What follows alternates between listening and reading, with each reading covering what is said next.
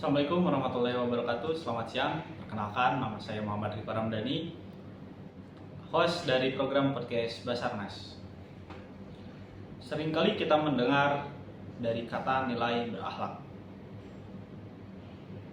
Tapi bagaimana caranya agar kita dapat menerapkan nilai-nilai kata berakhlak agar tidak hanya diam di telinga, tapi juga menyerap ke dalam kehidupan sehari-hari maupun dalam pekerjaan. Untuk itu kita tanya kepada rekan kita, Rifki. Terima kasih saudara Riko. Ya, Assalamualaikum warahmatullahi wabarakatuh. Perkenalkan, saya Muhammad Rifki. Saya dari instansi Badan Pencarian dan Pertolongan. Saya peserta latihan dasar CPNS tahun anggaran 2025, tepatnya di UPT Kantor Pencarian dan Pertolongan Banten. Saya angkatan 10 kelompok 4. Selanjutnya saya akan membahas sesuatu yang sangat penting. Bagaimana kita mewujudkan nilai-nilai berakhlak, berorientasi pelayanan, akuntabel, kompeten, harmonis, loyal, adaptif, dan kolaboratif. Ini bukan hanya sekedar slogan, tapi benar-benar melekat dalam diri dan lingkungan kita. Seringkali kita mendengar apa itu berakhlak, tapi bagaimana caranya agar nilai-nilai ini tidak hanya berhenti di telinga, melainkan meresap setiap tindakan kita sehari-hari. Di sini saya akan ada dua pilar utama, internalisasi pada diri sendiri dan pada lingkungan sekitar. Selanjutnya yang pertama itu internalisasi pada diri sendiri. Yang pertama itu pahami, resapi maknanya.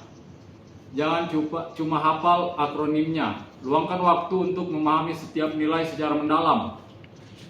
Apa artinya berorientasi pelayanan dalam konteks pekerjaan atau hidup kita? Bagaimana kita bisa menjadi akuntabel? Contohnya itu untuk kompeten, rencanakan setidaknya satu skill baru yang ingin Anda pelajari atau kembangkan setiap tahun.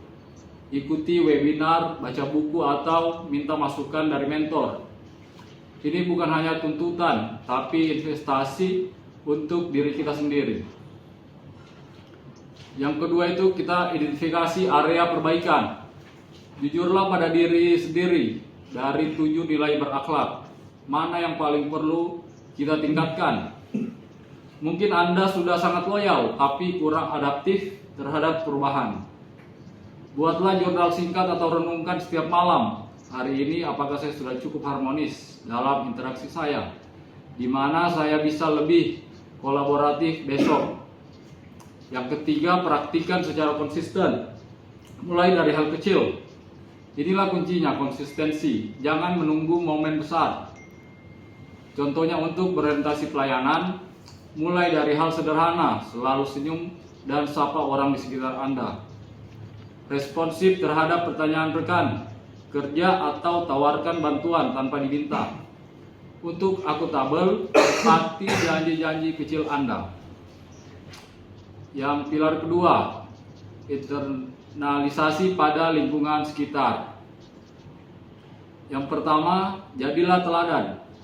Cara terbaik menyebarkan nilai adalah dengan memberikan contoh nyata. Orang tidak akan percaya perkataan kita jika tindakan kita bertolak belakang. Contohnya, jika kita ingin lingkungan harmonis, kita harus menjadi orang yang paling sering menyelesaikan konflik kecil dengan bijak dan membangun suasana positif. Yang kedua, ajak diskusi dan edukasi. Jangan ragu untuk mengajak rekan kerja atau keluarga berdiskusi tentang nilai-nilai berakhlak. Apa tantangan yang mereka hadapi dalam menerapkannya? Bagaimana kita bisa saling mendukung?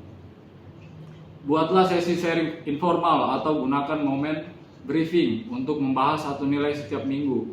Edukasi ini bisa membuka perspektif baru bagi semua orang. Yang ketiga, berikan apresiasi dan feedback konstruktif. Ketika kita melihat seseorang mempraktikkan nilai berakhlak dengan baik, berikan dia apresiasi, berikan pujian yang tulus, bisa sangat memotivasi. Sebaliknya, jika ada yang menyimpang, berikan feedback secara konstruktif dan pribadi, bukan menghakimi, fokus pada perilakunya dan bukan pribadinya. Contohnya saya perhatikan Anda sangat adaptif kemarin saat kita harus mengubah rencana mendadak. Itu sangat mungkin. Atau bagaimana kalau kita coba lebih kolaboratif di proyek ini? Mungkin kita bisa berbagi ide lebih banyak di awal. Yang 4, ciptakan sistem pendukung. Di lingkungan kerja, dorong pembentuk komunitas pembelajaran atau mentor yang berfokus pada pengembangan nilai-nilai berakhlak. Di rumah, libatkan anggota keluarga dalam diskusi tentang bagaimana menerapkan nilai-nilai ini dalam kehidupan sehari-hari. Misalnya loyal pada keluarga atau akuntabel terhadap tugas rumah.